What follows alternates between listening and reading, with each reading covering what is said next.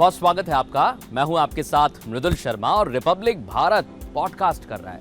लेकिन ये एक ऐसा पॉडकास्ट है जिसमें ना कोई धमाका है ना कोई विस्फोट होगा। ये शुद्ध, सरल और देसी पॉडकास्ट एक देसी राजनेता के साथ। ये राजनेता आखिर है कौन, आइए हमारे साथ बताते हैं।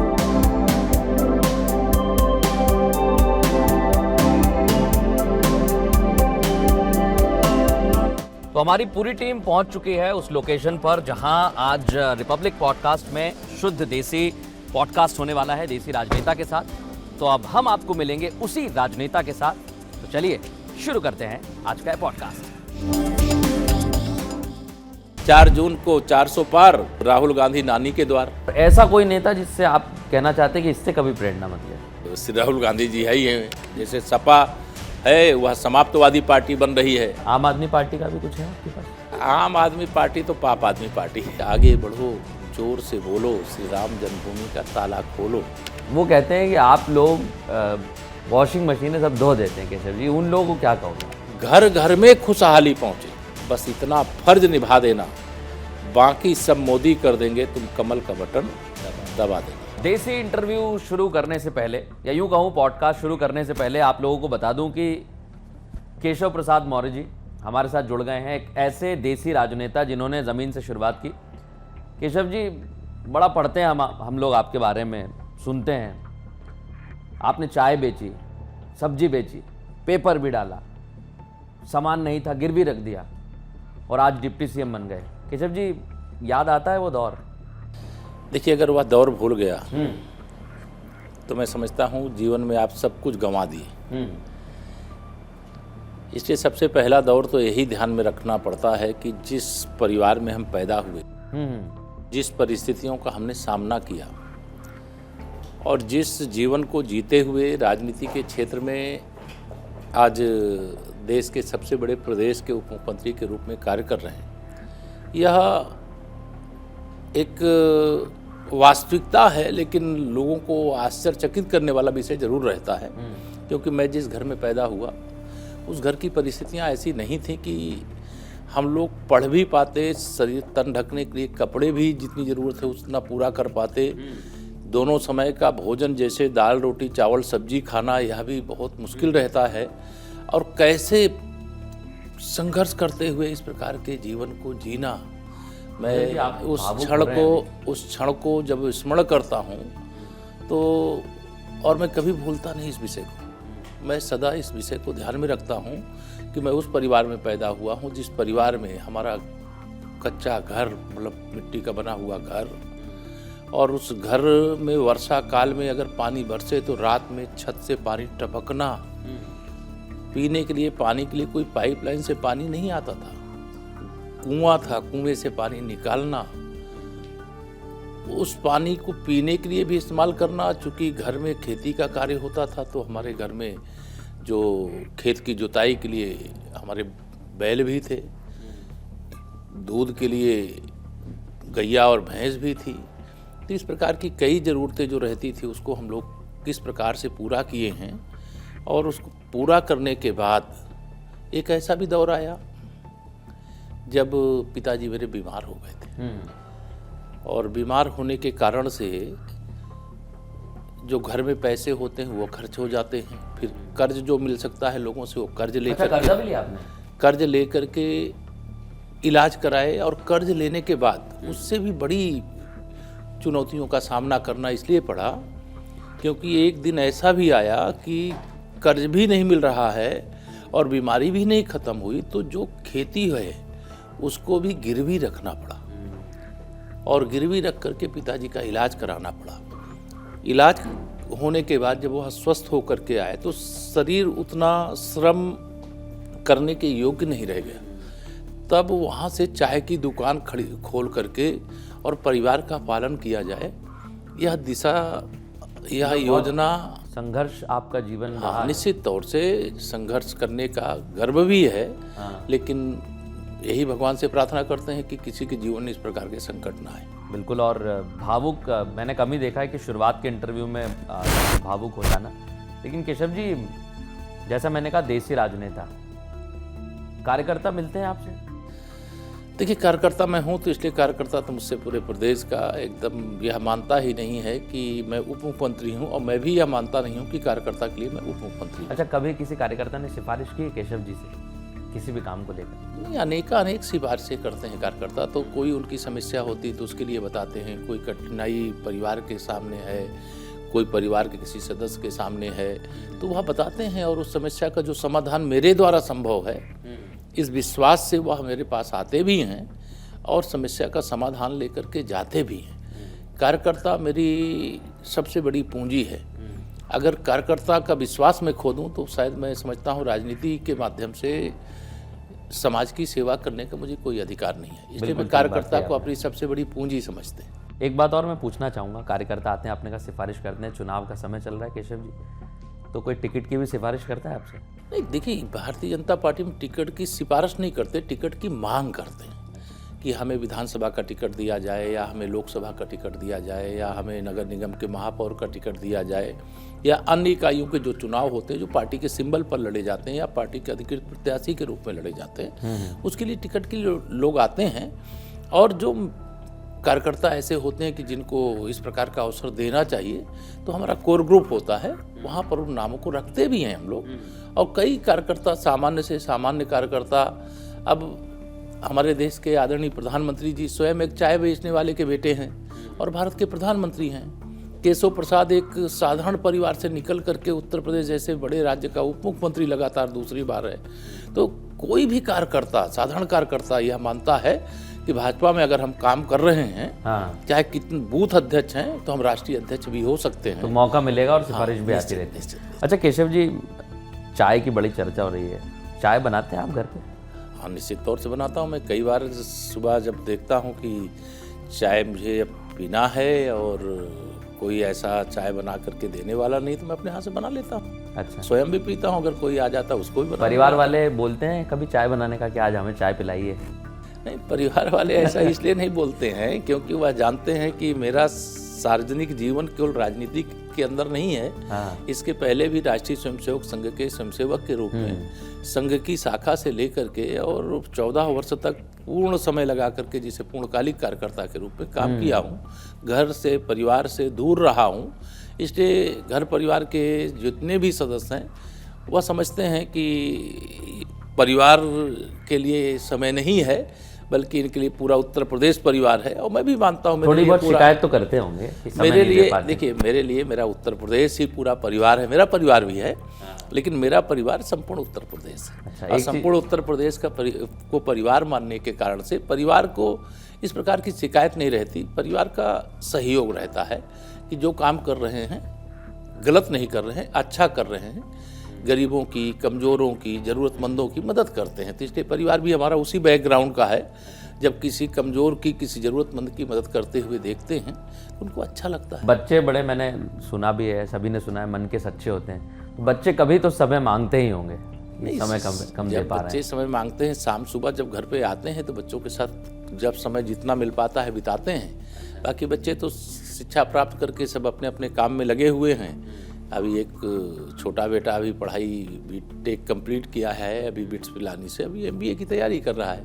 बड़ा बेटा अपना कॉलेज वगैरह चलाता है, तो वो अपनी दुनिया में बिजी हैं। छोटा बेटा पढ़ाई में बिजी है। ये आपने एक बहुत अच्छी बात कही कि दोनों बेटे पढ़ाई कर रहे हैं, अपना अपना कोर्स कंप्लीट किया है। तो युवाओं को लेकर क्या तैयारी है केशव प्रसाद मौर्य की? रोजगार के भी बड़े बड़े दावे किए जाते हैं, केशव प्रसाद मौर्य की क्या तैयारी है? देखिए, चूँकि हमारे जो आदर्श कह लीजिए, मॉडल कह लीजिए, मार्गदर्शक कह लीजिए, वो प्रधानमंत्री माननीय श्री नरेंद्र मोदी जी, और उन्होंने 4 जातियों में पूरे देश की 140 करोड़ लोगों को विभाजित भी किया है कि हमारे देश में जो हमारा युवा है उसका उज्जवल भविष्य ही हमारी प्राथमिकता है। दूसरा, हमारे देश में जो गरीब है, किसी जाति, किसी समुदाय से आता हो, अगर गरीब है और उसकी जीवन की जो ज़रूरतें पूरी नहीं हुई तो उसको पूरा करना चाहिए। हमारे देश की आधी आबादी महिलाओं की है, उन महिलाओं का सशक्तिकरण होना चाहिए, उनको आर्थिक रूप से समृद्ध होना चाहिए। बेटी बचाओ, बेटी पढ़ाओ, बेटी को आगे बढ़ाओ, यह मंत्र भी माननीय प्रधानमंत्री मोदी जी का है। हमारे देश का जो अन्नदाता है, किसान है, अगर अन्नदाता खेत में कुछ पैदा करके देगा नहीं तो हम आप कोई भी देश का प्रदेश का कोई भोजन कैसे करेगा। तो युवा तो हमारी सर्वोच्च प्राथमिकता है। और इस बार युवाओं में मैं एक जोश देख रहा हूँ। राम मंदिर का जैसे ही उद्घाटन हुआ है, बड़ी संख्या में युवा रहते हैं। मैं गया था केशव जी, और आप तो शुरुआत से जुड़े रहे हैं आंदोलन से।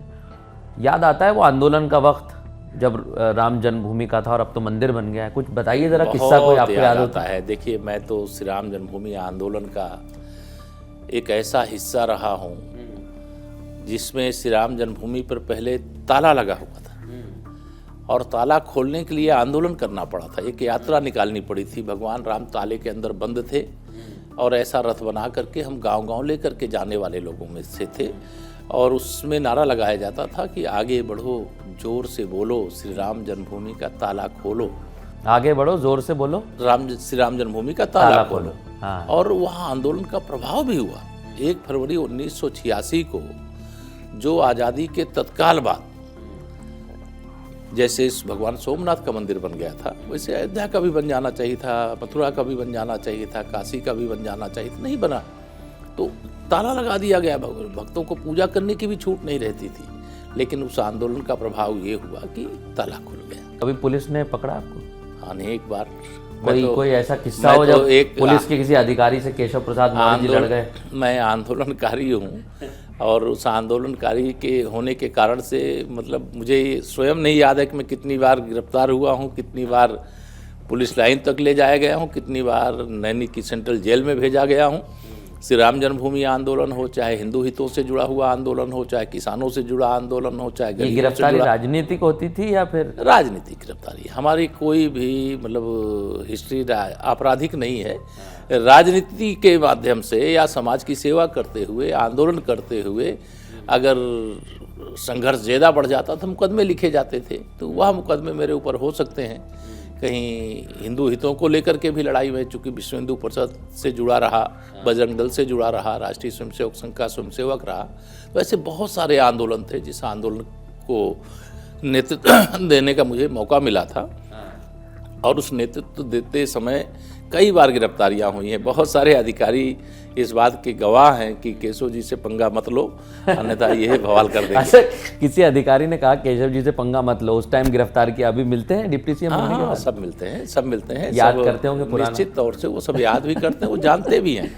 अच्छा, मुझे मैं गलत काम के लिए लड़ूंगा नहीं, और सही काम है अगर, सही बात है अगर, और किसी के साथ अन्याय हो रहा है, कहीं अहित हो रहा है, तो उसको लेकर के लड़ूंगा और उसमें समझौता नहीं करूंगा। ये सारे अधिकारी जानते हैं। ये बड़ी अच्छी बात थी, केशव जी से पंगा मत लो। लेकिन केशव जी, आप पंगे लेते हैं, मैंने देखा है।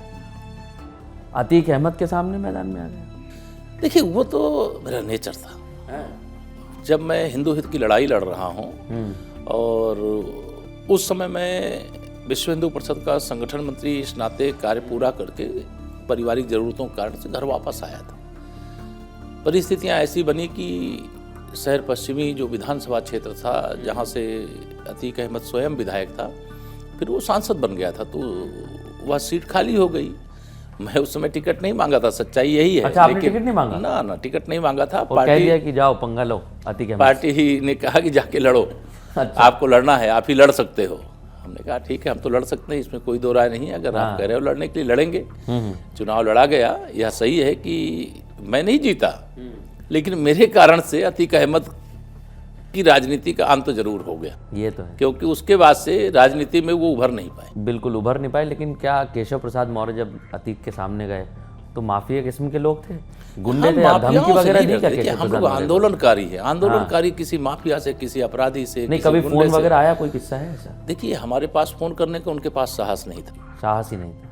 वो अपराधी हो सकते हैं, वो हत्या करा सकते थे केशव प्रसाद की, इसमें कोई दो राय नहीं। लेकिन वो अगर सोचे कि वो धमका दें केशव प्रसाद और उससे धमकी से डर जाए, तो उस मिट्टी का बना हुआ केशव प्रसाद नहीं है। अच्छा, लेकिन आपने जब चुनाव प्रचार किया, वहाँ आप बता रहे माहौल अलग था। माहौल बहुत गर्म था। हाँ, माहौल नो डाउट बहुत गर्म था और तनावपूर्ण माहौल था। समाजवादी पार्टी की सरकार के समय पहला चुनाव हुआ। मुझे चुनाव लड़ने का कोई अनुभव नहीं था, आंदोलन करने का अनुभव था।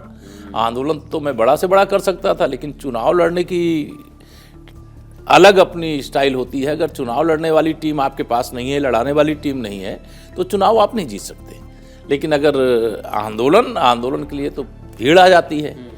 पीछे संगठन। मतलब आंदोलन आसान है, चुनाव लड़ना कठिन है। हाँ, निश्चित तौर से ये आप कह सकते हो कि लेकिन- आंदोलन आसान है और चुनाव लड़ना कठिन है। लेकिन केशव प्रसाद मौर्य ने कहा कि वो पंगे लेते हैं, डरते नहीं हैं, और उन्हीं की सरकार में माफियाओं पर ज़बरदस्त प्रहार किया जा रहा है।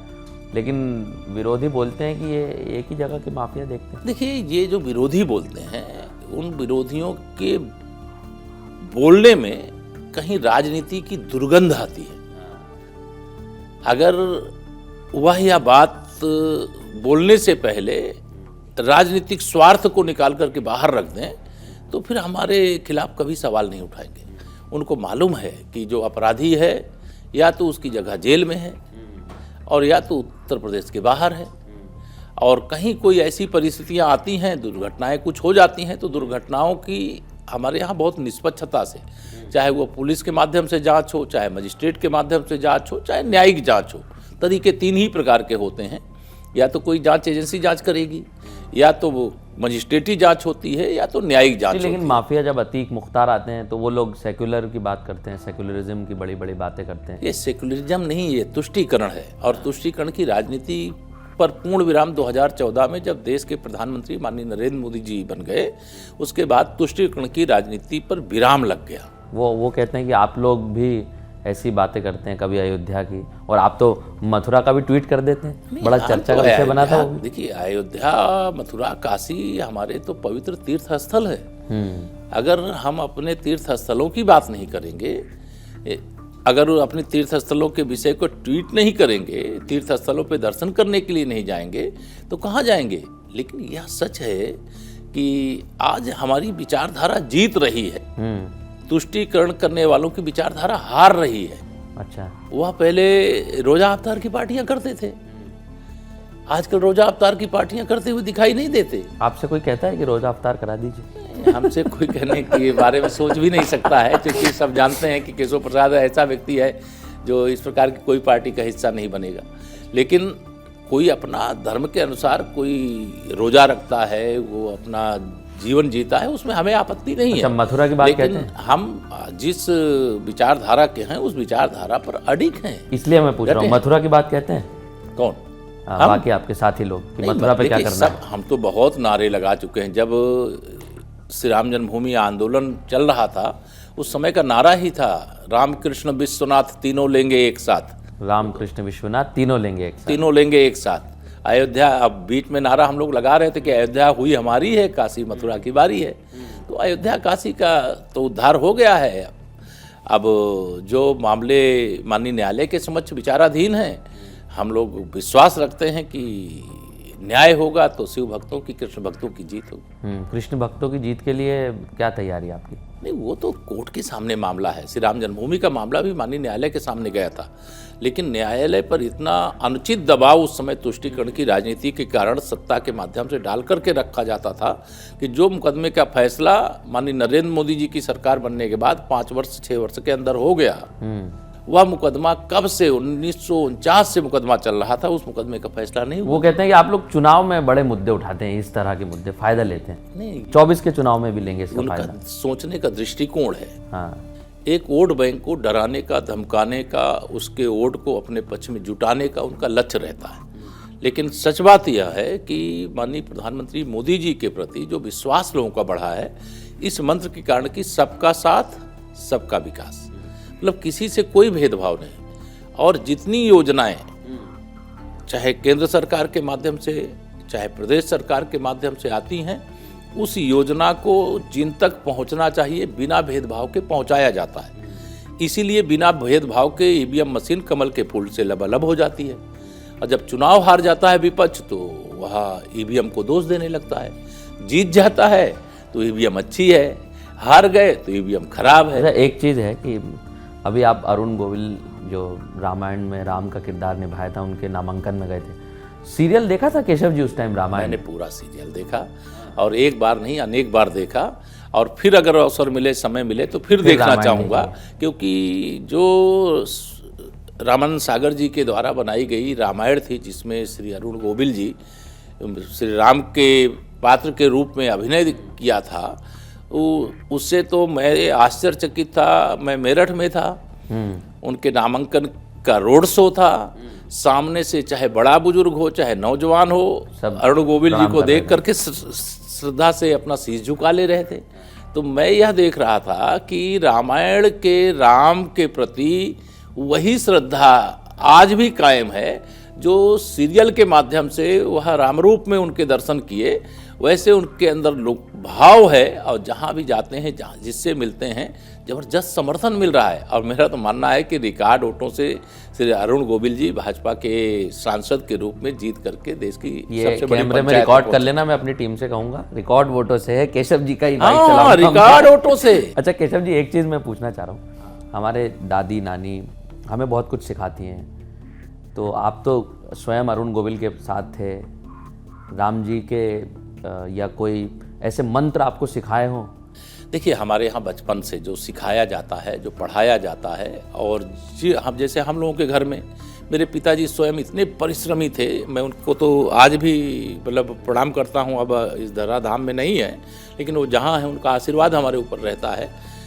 सुबह के 3 बजे 4 बजे से कार्य प्रारंभ करते थे, और रात के 10 बजे तक जो खेत में काम करने वाले लोग में से थे, वो अगर दोपहर के समय भोजन करने के लिए आते थे, तो स्नान करने के बाद, भोजन करने के बाद या भोजन करने से पहले, स्नान करने के बाद वो प्रतिदिन श्री रामचरितमानस जरूर पढ़ते थे। कोई मंत्र और तो उस लोग आपको याद समय है? उसमें मुझे जो सबसे प्रिय लगता था कि प्रातः काल उठ के रघुनाथा, मात पिता गुरु नामहि माता।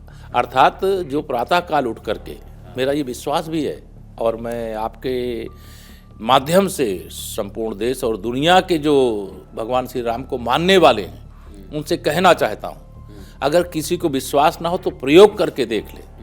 प्रातः काल उठ के रघुनाथा, माता पिता गुरु नामहि माता, ये जो चौपाई श्री रामचरितमानस की है, जो भी संतान सुबह उठ करके अपने माता पिता को प्रणाम करके दिन की शुरुआत करेगा, दुनिया की कोई ताकत और किसी भी क्षेत्र में उसे सफल होने से नहीं रोक सकती है।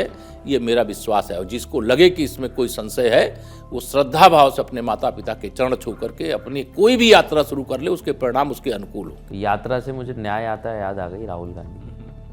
आपको याद है यात्रा निकाली उन्होंने? देखिए, वो दंडवत प्रणाम करते हैं महाकाल में जाके अलग अलग मंदिरों में। देखिए, वो तो भाजपा की यह विचारधारा, मैंने कहा कि इसकी जीत है।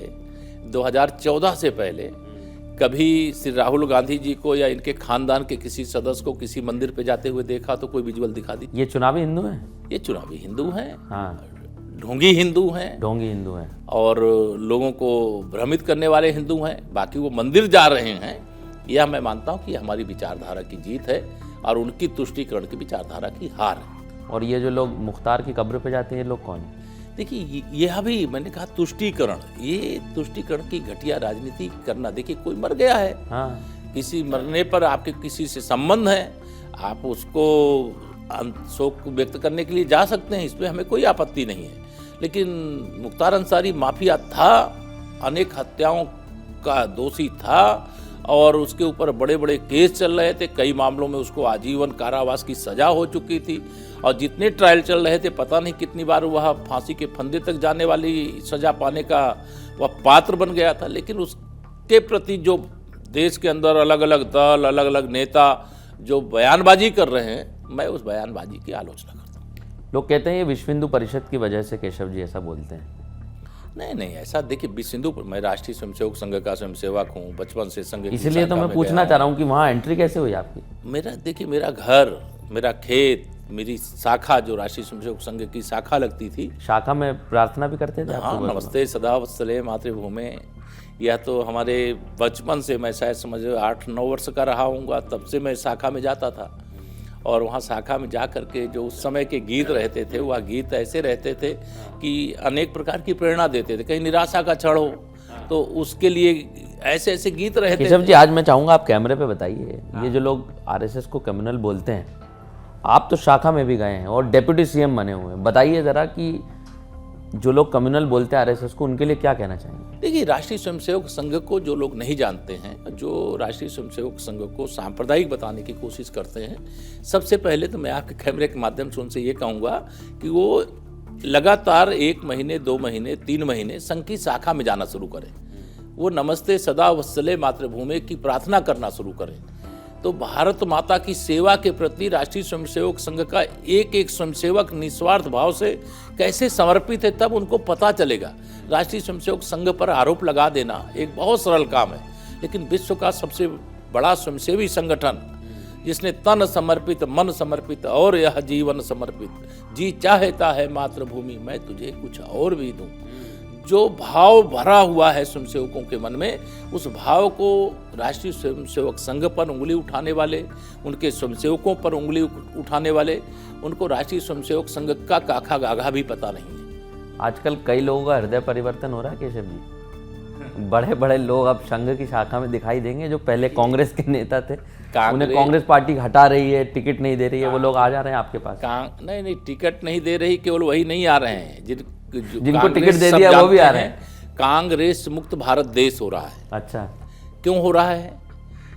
कांग्रेस के कारनामे ऐसे रहे, कांग्रेस का कार्यकाल ऐसा रहा, कांग्रेस का चरित्र ऐसा रहा, जिसके कारण से आज कांग्रेस मुक्त भारत बन रहा है। क्यों बन रहा है? अभी मैं कुछ दिनों पहले अरुणाचल प्रदेश है, वहाँ भाजपा है और कांग्रेस है, लेकिन वहाँ पर हमारे 10 विधायक निर्विरोध निर्वाचित हो जाते हैं, अर्थात कांग्रेस के पास देने के लिए प्रत्याशी भी नहीं है, या लड़ने के लिए प्रत्याशी नहीं है, या जिनको प्रत्याशी बना दिया वो लड़ना नहीं चाहते हैं। अभी आज कांग्रेस की हालत ये हो गई है। और आज भी मैं अभी देख रहा था, कई बड़े नेता कांग्रेस छोड़कर के भारतीय जनता पार्टी का हिस्सा बन रहे हैं। टिकट दिया कांग्रेस ने, विजेंद्र सिंह बॉक्सर हैं, बड़े मेडल लाए देश के लिए, वो भी बीजेपी में आ गए।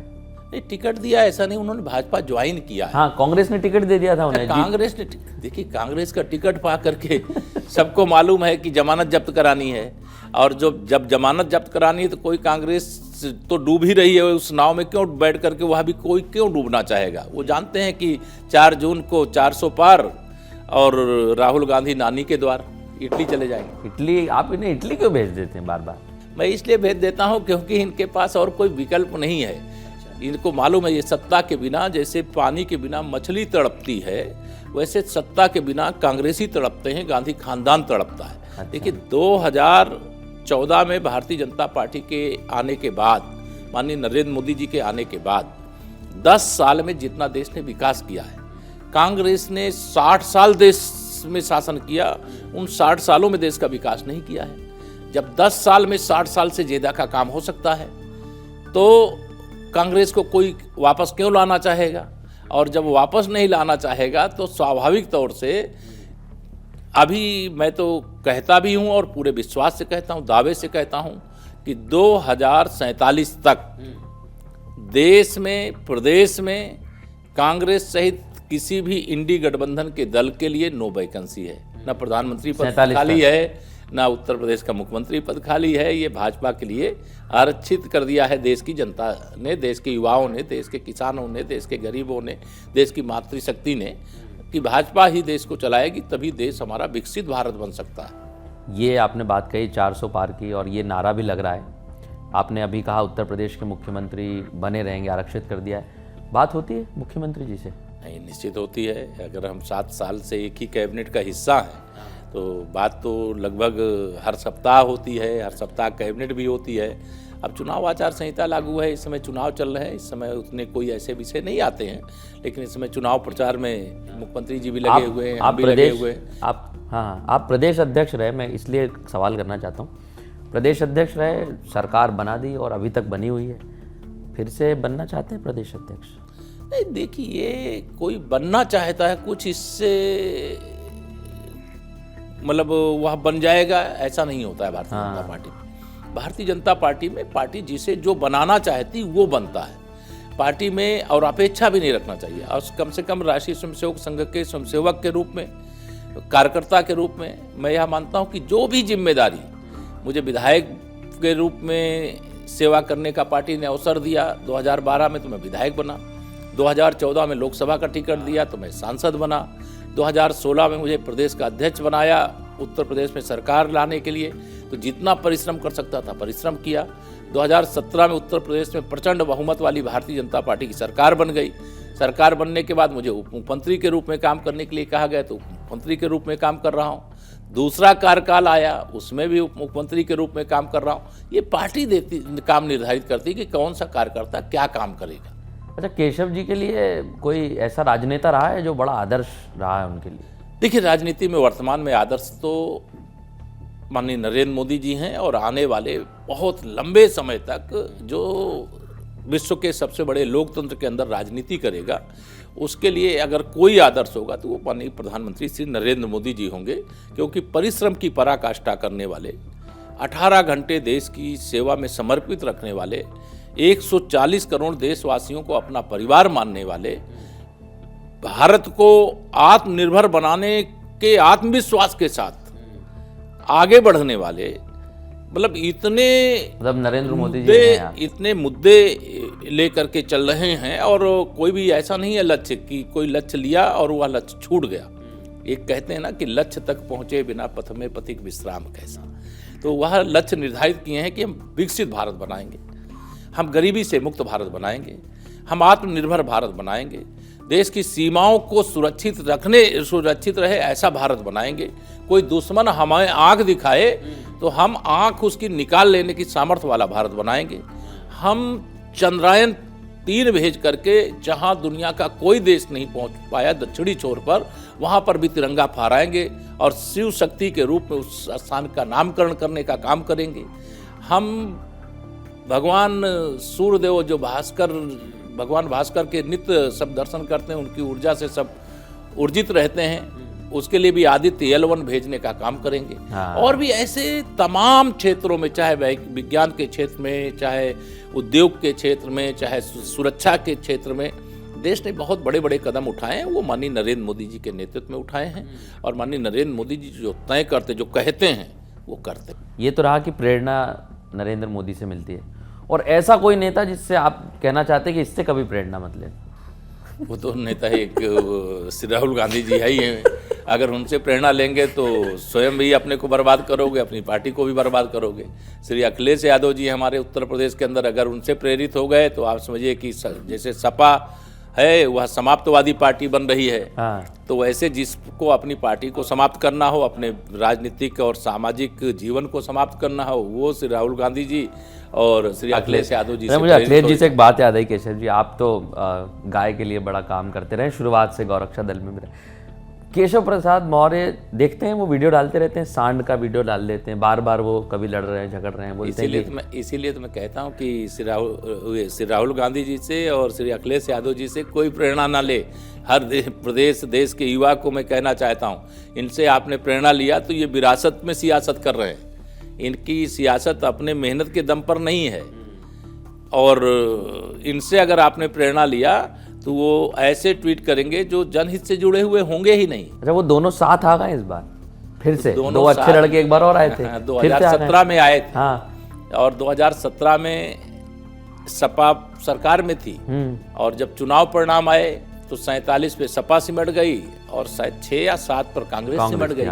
तो कांग्रेस और सपा का सफाया तो 2017 में हो गया। और इस बार तो मुझे लगता नहीं है कि सपा बसपा कांग्रेस किसी का भी यूपी में खाता खुलेगा, ऐसा कहीं कोई लक्षण। कितनी सीट लग रही है इस बार? 80 की 80 सीटें भाजपा और हमारे गठबंधन के जो साथी हैं वह सब जीत करके संसद में पहुंचेंगे।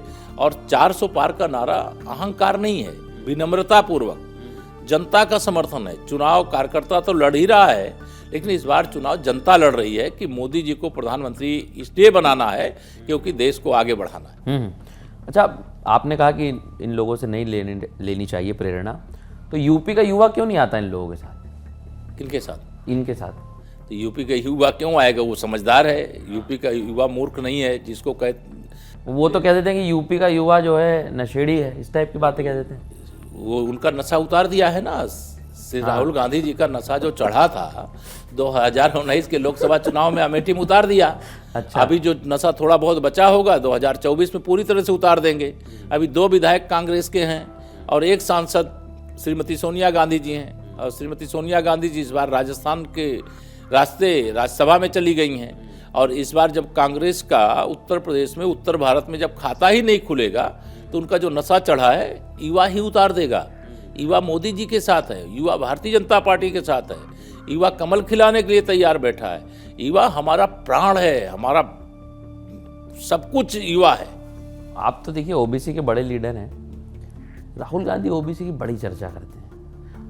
देखिए ये राहुल गांधी जी के लिए मैं कहता हूं कि ओबीसी की जो चर्चा करते हैं, जब 60 साल तक इन्होंने सरकार में रह करके काम करने का इन्हें मौका था। 10 वर्ष की सरकार तो श्री मनमोहन सिंह जी की अगुवाई में, मनमोहन सिंह जी तो स्टैचू की तरह थे कि उनको एक पुतले की तरह प्रधानमंत्री की कुर्सी पर बैठा दिया गया। हाँ। और उस सरकार को चलाने का काम श्रीमती सोनिया गांधी जी, श्री राहुल गांधी जी, श्रीमती प्रियंका वाड्रा जी, यही तीनों लोग कर रहे थे। तब किया उस समय इन्होंने कुछ नहीं किया। अब इनको एक गरीब माँ बाप का बेटा, एक ओबीसी का बेटा जब देश का प्रधानमंत्री बन गया तो इनको लग रहा है कि वो जल्दी से जल्दी प्रधानमंत्री की कुर्सी से हटे। ओबीसी हटने देगा? ओबीसी भाजपा के साथ है, और वो भाजपा के साथ केवल ओबीसी नहीं है, मैं तो कह रहा हूँ संपूर्ण समाज भाजपा के साथ है, संपूर्ण समाज मोदी जी के साथ है। ओबीसी आपके साथ हैं, और एक और पार्टी थी उत्तर प्रदेश में, मतलब है मायावती की, वो कहाँ है आजकल? वो भी मैंने 3 नाम दिया था, सपा समाप्तवादी पार्टी, हाँ। बसपा बिल्कुल समाप्तवादी पार्टी और कांग्रेस मुक्त भारत। और उसकी शुरुआत ये अरुणाचल केशव से हो जी, गई। ये जो आप लाए समाप्तवादी, बिल्कुल समाप्तवादी, ये सोचा है एकदम अभी याद आया? नहीं, मैं सोचा नहीं हूँ, मैं तो एकदम विश्वास से कह रहा हूँ। केवल ये इसलिए नहीं बोल रहा हूँ कि आपके साथ इंटरव्यू में आपने सवाल कर दिया इसलिए बोल रहा हूँ। देखिए, जब कोई राजनीतिक दल होता है, उस राजनीतिक दल की कोई नीति होती है, उनका कोई विजन होता है, और अगर सत्ता में नहीं रहे तब तो आप कुछ भी बताओगे लोग मान लेंगे। जब आप सत्ता में रह करके सत्ता से बाहर जाने के बाद बातें करोगे तो लोगों को पता है कि जब सत्ता में थे तब किया नहीं, जब सत्ता से बेदखल हो गए और आज तमाम वादे कर रहे हो, तो जो वादे तुम कर रहे हो वो वादे तुम पूरा करने की तुम्हारी हैसियत नहीं है। और भारतीय जनता पार्टी वह सब कुछ कर रही है, भाजपा की सरकार वह सब कुछ कर रही है जो जनता की अपेक्षा है, गरीब के कल्याण के लिए। आप कल्पना नहीं कर सकते, मैं तो उस परिवार से आता हूँ जिस परिवार के पास जीवन जीने के सारे संसाधन जो होने चाहिए वह भी नहीं थे। रहने का घर पक्का नहीं था, कच्चा मिट्टी का जो मकान होता है, छत होती है, उसके नीचे हम लोग रहते थे, भाई बहन सब माता पिता के साथ। अब रात में पानी बरसने लगे और छत टपकने लगे। मेरी माँ उस समय, आप समझिए, मैं तो उस समय को याद करके वास्तव में मैं बहुत द्रवित हो जाता हूँ कि घर में छाता भी नहीं होता था। क्योंकि खेती करते थे तो खाद खरीद करके, यूरिया खरीद करके आती थी, उसकी बोरी होती थी, उसको सर पे रख करके रात के अंधेरे में छत पे चढ़ करके टपकते, जहाँ से पानी टपक रहा उसको बंद करके आना, कुछ देर के बाद फिर टपकने लगे, फिर रात भर जाग करके बितानी पड़ती थी। आज देश में 4 करोड़ से अधिक ऐसे परिवारों को प्रधानमंत्री आवास योजना का आवास माननीय नरेंद्र मोदी जी ने दिया है। पहले मैंने आपको बताया कि हम लोग पीने के पानी के लिए कुएं से पानी निकालते थे, बताया। आज हर घर नल से जल पहुंच रहा है।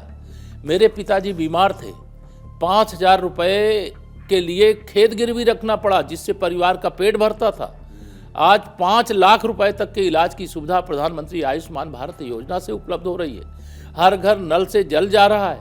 पहले पढ़ने के लिए हम लोगों को याद है, आप समझिए कि हम लोगों को ड्रेस उस समय स्कूल में पहन के जाना था तो ड्रेस बनाने के लिए घर में पैसे का अभाव रहता था। अगर हम लोग पैंट और शर्ट जो पहनते थे, हमें याद है कि पैंट का जो पीछे का हिस्सा रहता था वो फट करके एकदम पूरा ओपन रहता था। और आज ऐसे जो बच्चे आज गरीब परिवारों के पढ़ने के जाए, प्राथमिक विद्यालयों में पढ़ने के लिए जाए, उनको ड्रेस भी दिया जाता है, जूता मोजा भी दिया जाता है, किताब कापी भी दिया जाता है, उनको भोजन भी दोपहर का दिया जाता है। पहले तो दोनों समय भोजन मुश्किल रहता था। बिल्कुल। तो यह जो संकट था पहले, अब दूर हो रहा है। आज वह संकट, हमारे घर में भी बिजली का कनेक्शन नहीं था, बिजली का कनेक्शन आया है कई वर्षों बाद, लेकिन आज देश के अंदर, प्रदेश के अंदर एक भी ऐसा घर नहीं है कि अगर अमीर आदमी के घर में बिजली जल रही है तो गरीब के घर में बिजली जलाने की गारंटी माननीय नरेंद्र मोदी जी है। जब एक चीज़ बड़ा चर्चा का विषय रहती है, बड़े बड़े राजनेता होते हैं, उनको दिल्ली बुलाया जाता है, दिल्ली आ जाओ, दिल्ली आ जाओ। केशव जी को बुलाते हैं दिल्ली? जब बुलाया जाएगा तो उसमें कोई जाने में देर नहीं करता। ये कांग्रेस की संस्कृति होगी या दूसरे दलों की संस्कृति होगी कि अगर भाजपा का कोई कार्यकर्ता है, भाजपा का नेतृत्व तो अगर कहता है किसी को दिल्ली आना है कि लखनऊ जाना है कि कहीं कुछ और करना है, जो आदेश होता है पार्टी का आदेश मान करके कार्यकर्ता करता है। और जो नहीं करता है वो कार्यकर्ता नहीं होता। अच्छा, आपने कहा कि दिल्ली भी जाएंगे, 400 पार का आपने नारा दिया। मैं एक सवाल करना चाह रहा हूँ, 2019 में लेके चलता हूँ आपको। आपने कहा जो वोट देते हैं बीजेपी को, वोट देने का मतलब पाकिस्तान में एटम बम। तो इस बार भी वही है, 24 में जो वोट देगा पाकिस्तान में एटम बम गिरेगा? देखिए, ये 19 का जो चुनाव था वह उस समय के चुनाव में एक बहुत बड़ा आतंकवादी हमला पुलवामा में हुआ था। अब पुलवामा आतंकवादी हमले का जवाब अगर माननीय नरेंद्र मोदी जी के नेतृत्व वाली सरकार नहीं होती तो सेना सामर्थ्य थी, मतलब पाकिस्तान का नाम विश्व के मानचित्र से मिटा देने में सक्षम थी, लेकिन सेना के हाथ को बांध करके रखा जाता था। और जब कोई इस प्रकार के आतंकवादी हमले होते थे तो या तो अमेरिका के सामने जाके गिड़गिड़ाते थे विश्व के दरोगा मान करके, या संयुक्त राष्ट्र संघ में कि देखिए पाकिस्तान ने हमारे साथ ऐसा कर दिया। तो उस समय के चुनाव में यह था घटना कि अगर भारत पर कोई आतंकवादी हमला करेगा तो पाकिस्तान के अंदर जो आतंकवादियों को पैदा करने वाली फैक्ट्री है वहाँ एटम बम गिरेगा कि वहाँ बम गिरेगा, वह फैक्ट्री तबाह कर दी जाएगी। ये भारत आज ऐसा भारत है। लेकिन आप लोगों ने बम गिराया और एक बड़े नेता हैं जो आजकल नहीं है, अभी हाल फिलहाल जेल में हैं, वो कहते हैं सबूत मांगते हैं सर्जिकल स्ट्राइक के। ये देश की सेना की सामर्थ्य का अपमान है और देश की सेना की सामर्थ्य का अपमान कोई करेगा उसे बर्दाश्त नहीं किया जा सकता है। वो अभी जेल में है, लेकिन उनकी पार्टी वाले बोलते हैं कि आप लोगों ने जेल में डाल दिया, आप डरते हैं उनसे। ये जेल में डालने का काम भारतीय जनता पार्टी का नहीं है, भारतीय जनता पार्टी की सरकार का काम नहीं है। उनके कारनामे हैं जिसके कारण वो जेल में हैं, और जो एजेंसियों ने जांच में उन्हें दोषी पाया उनको जेल भेजा है। अब जेल जाने के बाद सरकार की भूमिका समाप्त हो जाती है, उसके बाद न्यायपालिका की भूमिका आती है, और न्यायालय अगर उनको निर्दोष मानेगा तो उनको जमानत दे देगा, उनको बरी कर देगा। अगर न्यायालय उनको बरी नहीं कर रहा है तो इसका मतलब है कि आपने एसपी बीएसपी का मुझे बताया, दाल में कुछ काला है। आम आदमी पार्टी का भी कुछ है आपके पास? आपका? देखिए, आम आदमी पार्टी तो पाप आदमी पार्टी है। पाप आदमी। केशव प्रसाद जी, ये जो ह्यूमर है आपका, इसलिए मैंने शुरुआत में कहा कि शुद्ध सरल और देसी इंटरव्यू देसी राजनेता के साथ। ये शुरू से ऐसा रहा है आरएसएस में, जब आप रहे कोई बड़े नेता के साथ जाते हैं, अशोक सिंघल जी? हम लोगों का स्वभाव जो है, जो सच है वो मुंह में आ जाता है, जो सच बात ध्यान में आती है वो हम बोल देते हैं, उसको छिपाते नहीं। आम आदमी पार्टी जिस कह लीजिए कि विचार को लेकर के जन्म लिया था और इतने कम समय में उसकी इतनी थू हो जाएगी, उसके प्रति इतना अविश्वास हो जाएगा, उसके नेता के प्रति इतनी लोगों में नफरत की भावना आ जाएगी, मतलब कि राजनीति में जब कोई ढोंग इस तरह से कर सकता है, या देख करके उनके ही वीडियो देख करके, जब वह अन्ना हजारे जी के साथ आंदोलन में थे, कभी राजनीति में नहीं जाऊंगा, कभी मैं कोई सुरक्षा नहीं लूंगा, कभी मैं कोई ऐसा घर नहीं लूंगा।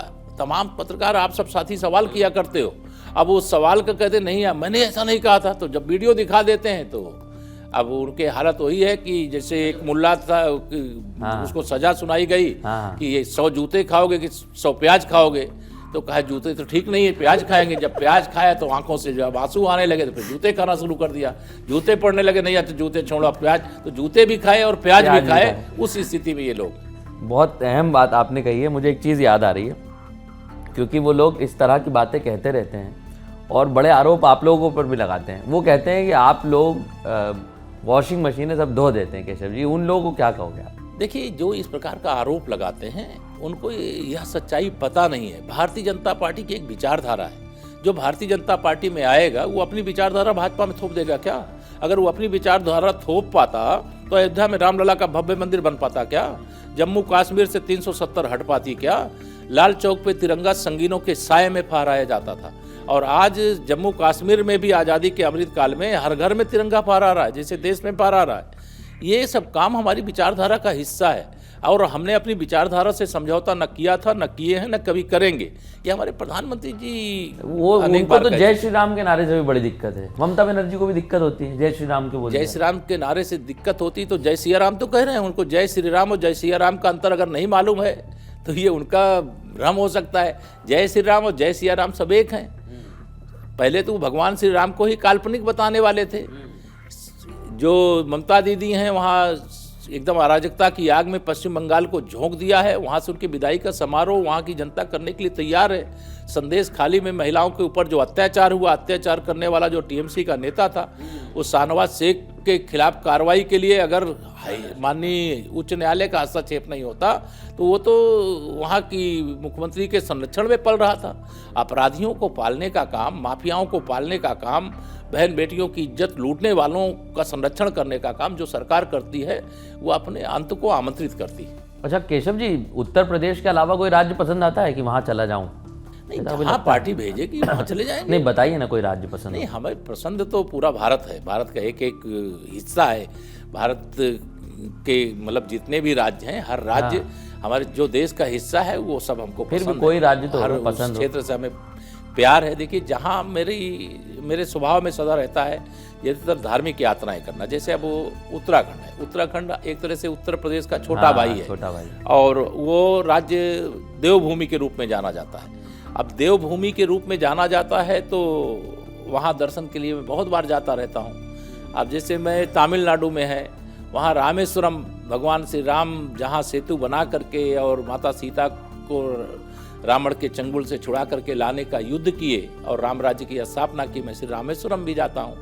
मैं गुजरात में भगवान द्वारिकाधीश जी मथुरा से द्वारिका चले गए थे तो उनके दर्शन करने के लिए भी जाता हूँ। तो जो 12 ज्योतिर्लिंग हैं, सौराष्ट्र सोमनाथम च श्रीशैले मल्लिकार्जुनम, उज्जैन्याम महाकालम ओंकार ममलेश्वरम, परल्याम वैद्यनाथम च डाकिन्याम भीमशंकरम, श्वेतबंधतु रामेशम, नागेशम दारुकावने, वरणास्याम तु विश्वेशम, त्र्यंबकम गौतमी तटे, हिमालयाम तु केदारम गशेशम चौसी वाले। तो ऐसे जो 12 ज्योतिर्लिंग हैं उन स्थानों पे जाना, चारों धाम में जाना। 12 ज्योतिर्लिंग हो गए आपके?